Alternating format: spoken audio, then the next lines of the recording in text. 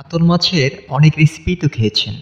আজকে আপনাদেরকে খুব সহজ একটি রেসিপি দেখাবো, কিভাবে সহজ উপায়ে রান্না করা যায়।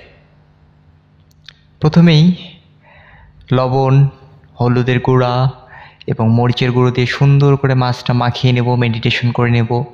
সুন্দর করে মাখিয়ে এপাশ ওপাশ ঘুরিয়ে সুন্দর করে মেখে একটা প্যানে তেল গরম করতে দেব। তারপর মাছটি সুন্দর করে ভেজে নেব, এপাশ ওপাশ করে সুন্দর করে ভেজে নেব। খুব বেশি ভাজবো না, মিডিয়াম করে ভাজবো। তারপরে দেখুন হয়ে গেল ভাজাটা। এরপরে পেঁয়াজ, রসুন, মরিচ দিয়ে খুব সুন্দর করে কষিয়ে নেব। তারপরে গোটা জিরাও দিয়েছি এখানে রসুন, আদা, তারপরে এখন দিচ্ছি হচ্ছে মরিচের গুঁড়া, হলুদ, ধনেপাতা,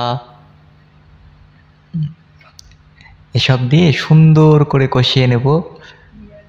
জিরা গুঁড়াও দিয়েছি, তারপরে দেবো হচ্ছে লবণ। এবার সুন্দর করে কষিয়ে নেব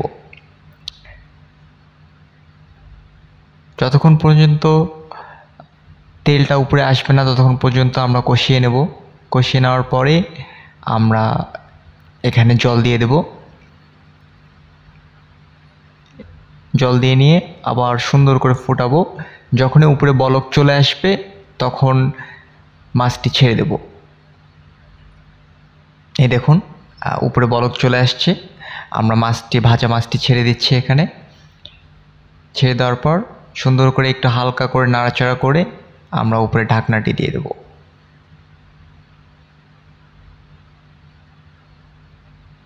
ঝোলটা যখন হালকা শুকিয়ে আসবে আবার একবার তুলে দেখব যে কী অবস্থা, ঝোলটা কতটুকু শুকালো। এই দেখুন অলরেডি মাখা মাখা মাখন হয়ে যাচ্ছে আস্তে আস্তেই।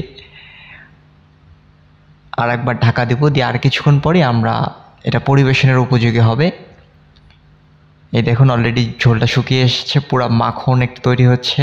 আজকের কাতল মাছ মাখা মাখা অলরেডি হয়ে এসছে। আমরা এখন পরিবেশন করব। দারুণ হয়েছে খেতে। সাবস্ক্রাইব করুন ইটস মেঘা, পাশে থাকুন।